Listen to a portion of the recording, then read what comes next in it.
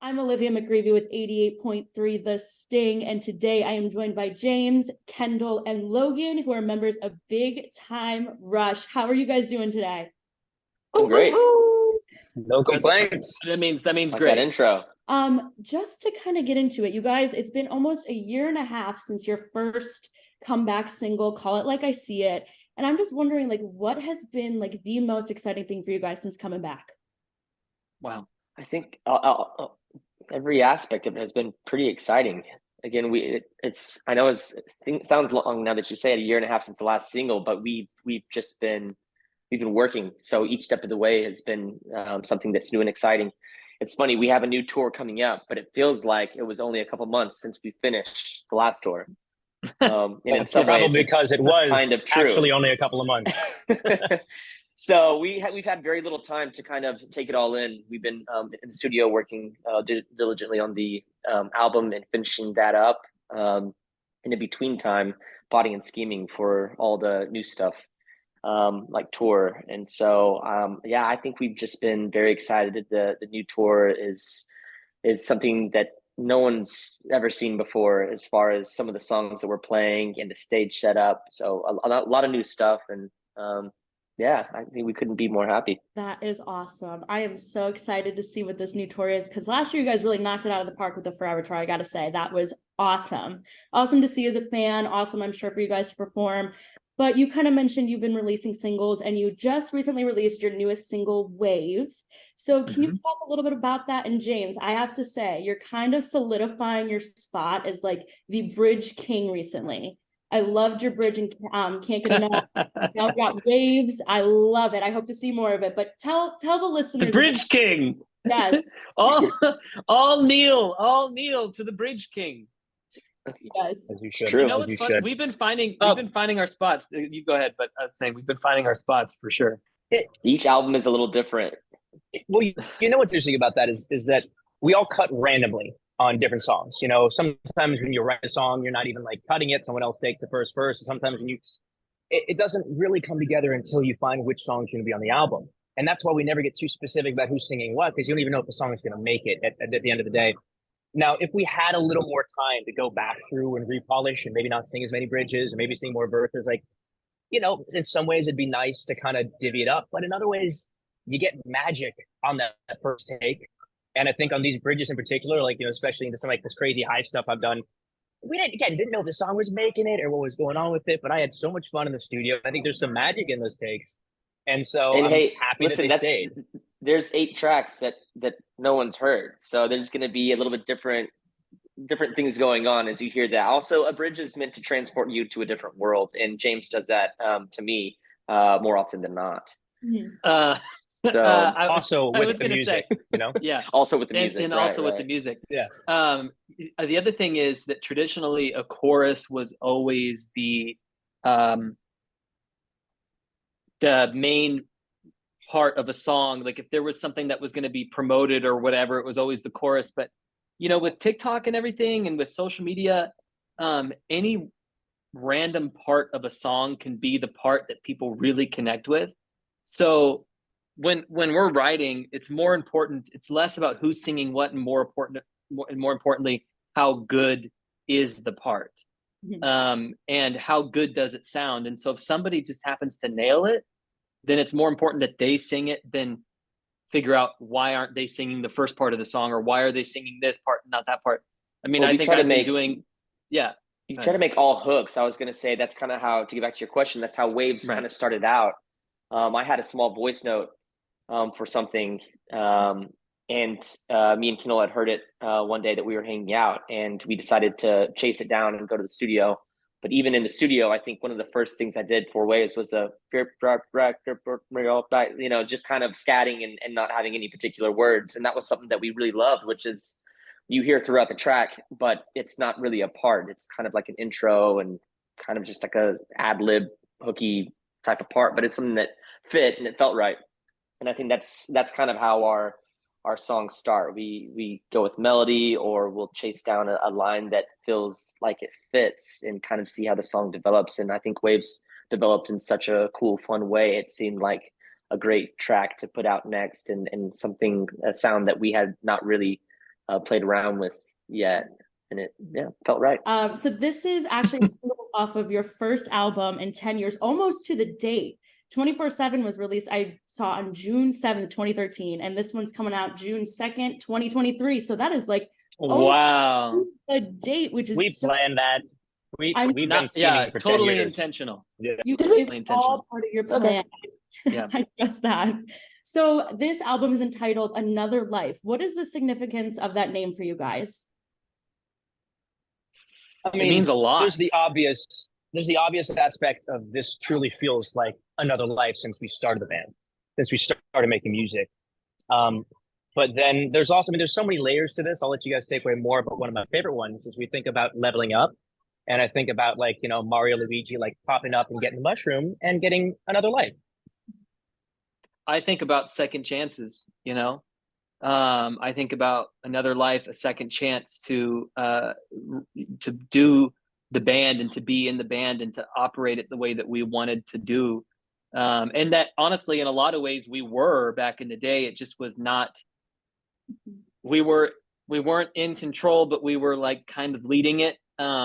So yeah, second chances is the way that I interpret it, in addition to the other. Well, I kind of ways. have the flip side of that, because we kind of left a lot of these things open to interpretation, but kind of not having to wait for another life to do what you want to do right at this moment, to really you know, live with what you're doing to the fullest at this moment, and not waiting. So yeah, everybody kind of gets to make of it what they will, but and you know what's funny is that's not like an interpretation. Like it means all three of those things, which is what's really cool. Yes. And even as fans, we're all living another life than we were when we first started listening. So it's all around meaningful for everyone. You know, that is amazing. So what was it like kind of to work again on a full length like project all together again? Because I know you all kind of did solo stuff. So what was it like to come back for this? You know, it's something that we knew what we were doing at least a little bit because of the solo experience of putting together. I mean, I think all three of us, I don't think Carlos put out an album, but I know he did singles, but I think all three of us put out an album independently, plus other music. So there's like the creative beginnings of songs, then you like get a whole bunch of songs, and then there's the refining process, and then there's the finishing process.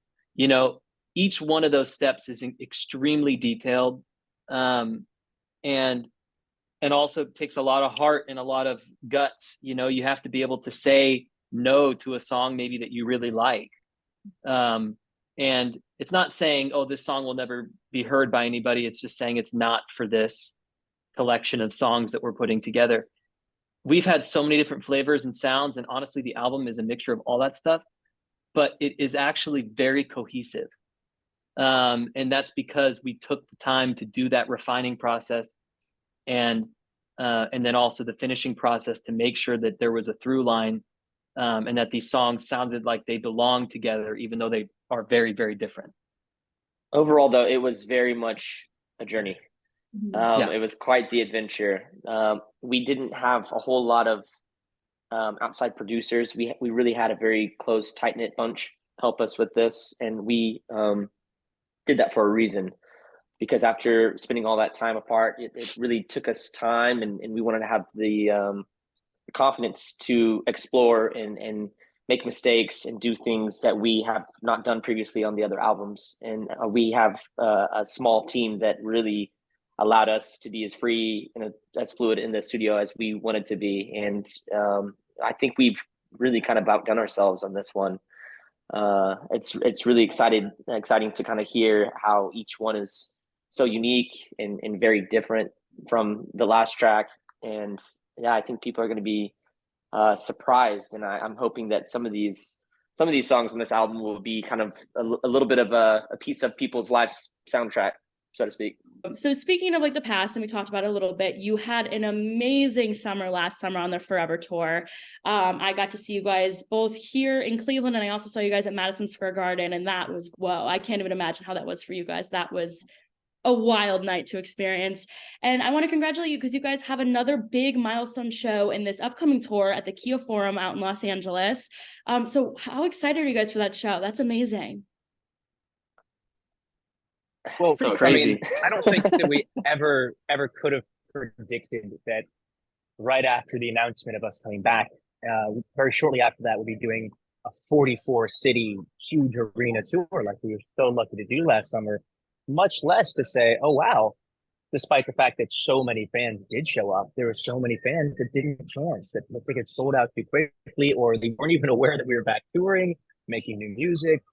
And it created this opportunity of like, well, you know what? Why don't we keep going? Why don't we create a whole new tour with the album and go back out in the US and Mexico? And we just couldn't be more excited. Like, we just continue to be blown away by fans just like you that are so excited and so supportive. And to your point, you're one of the first people that has interviewed us that has made the acknowledgement, like, you have grown up as well over the last 10 years. And that's reflected in our music, that it's going to be so much more relatable to our fans. And I just feel like at our age and the age of our average fan, we're in a much more similar place. And so I'm just so excited to be able to get back on tour and show yet another side of that with more new music, more maturity, and believe it or not, an even bigger show than last summer. Amazing. Right. And you guys are heading out with Jax and Max, and you'll be here in Cleveland, Ohio at Blossom Music Center on July 17th. What great supporting acts. Like, honestly, Max is one of my favorites. When I saw that, I was like, that's like a dream team right there. That is awesome. So everyone better grab their tickets, see them at Blossom. What can fans expect to see? Can we expect to see some deep cuts back? Because I know last summer you guys did a great job, obviously, of intertwining those. Is there any sneak peeks you can give or anything like that? I mean, absolutely. Well, We're looking for some of the deep cuts. I know that because we've been working on the set list now. Which is tough. There are deep cuts. oh yeah. Yeah? We're looking forward to Oh adding yeah, some we can give songs. away some. This is Sorry, terrible. we're actually putting together the set list right now. This concert is going to be Big Time Rush, Jaxed to the Max. Okay. Okay. So that's what it's going He's to working be. on that slogan. It's I'm working. It's a title. I'm trying to and work it out. Okay. Yeah. in terms of the set list and what we're doing, last year Paralyzed was a huge hit, and it was such a big hit that we decided to release it. And we haven't decided officially on anything, but we'll most likely bring at least one other song to the show in a set that had never officially been released. Can't say what it is. There's been a few of them, so you can guess, but so you could take a shot in the dark and guess. Wow, you're just really going to give away our whole set list right now? Okay, guys. Totally. There we go. This just in. Oh, well, trust me, that makes me very excited. That is so great. I cannot wait to see opening night, what that set list is. I won't be there in person, but I will definitely be watching social media for that opening night for sure. There you go. You just mentioned that you re-released Paralyzed, and I was so excited to see that you guys were able to re-record, make that your own, because that is so important for artists. If you could go back and re-record another one of your most popular songs, or not even most popular songs, just one of your old songs, what would you want to re-record and re-release? I think a song for you would be really cool to re-record and release. Maybe a different feature. I don't know. I mean, Carmen was such a cool feature. If you could just do something different, just to see, hey, what would it sound like now? That would be a cool one to see what that would sound like. I'm trying to think of something else. What would a new version be? I mean, reimagining the older songs is something that we're always very interested in, just because, if we're going to play something live that's 14 years old, 13 years old, we want to reimagine it anyway. And we're even thinking of songs that have been released and that aren't deep cuts. We've been well, how can we reimagine those too, and modernize them? So it's something we're definitely focused on, for sure. For the live show, expect everything to feel fresh. We're not going to play any old songs just how they were. They're going to be the same songs, but production-wise, live, adaptation-wise, and arrangement-wise, it's going to all feel fresh. Is there a song that you guys are most excited to perform on this tour, or a song that you're most excited for fans to hear? I mean, it's hard to pick one. the new music. I mean, it's exciting to play new songs. It's daunting and like a little freaky, but I think that actually the album will be out with enough time that I think people will be able to kind of get down with the new songs. And ultimately, I think the way that we're going to play them is going to make them exciting, even if you had never heard them. Well, we had such a good time filming the music video for Waves, and we love that song to death. So I think Waves is going to be definitely a really fun one to play on tour. Definitely. Is there a song off the album? Again, I'm sure this is so hard to pick because I'm sure you love them all, but is there a song specifically off the new album that is like your favorite? I think we probably each have one. Mm-hmm. I think Brand New was a favorite for me. I really it's something that's a little bit more kind of vulnerable, a little bit more sensitive than we've done in a while, and so I think Brand New is probably mine. I mean, mine changes by the day with my mood. But a consistent favorite of ours, and certainly one of my favorites, is Ask You Tonight. I think it's one of the most true ballads, just straight up ballads that we've written together as a band and produced out as such, where it's not over complicated and overdone. And there's certainly a throwback feel to it as well. We acknowledge some of the other bands that came before us, have kind of a backstreet harmony section. And I think it's going to be a lot of fun. I do think we'll probably play that one on tour. Nothing's set in stone yet, but I think it's going to be a nice too moment. hard to pick. We got whole arena full of fans singing with. Mm-hmm. Yeah, I like. I mean, I love them all. There's something special about them all. I don't know. Say work for it. Say work for it. Work for it. There you go. There you go. I mean, it's certainly Work for It is certainly the probably one of the most different sounding. But it would certainly. I think it's going to go off. It changes daily. Again, it's too much. It changes daily. Yeah. I love them all. And I know, like, I was on Logan, your Instagram the other day when you were kind of showing snippets of the new songs, and they all sound amazing. So I'm sure it is so difficult to even pick. That was unfair to ask, I guess, but thank you guys so much. Absolutely. Yes. So that is the end of my questions. If there's anything else that you guys would like to share, the floor is yours. If there's anything else you would want fans to know, listeners, anything, take it away. Well, we're excited to see you in Blossom. That's for sure. Beautiful place to play. Mm-hmm. Yeah. Album 4. It's a long time coming. The album Another Life, you'll have some time to listen to it before we go on tour. So make sure you learn all the lyrics and learn all the songs. And I think we're just so genuinely excited and happy to see everyone again.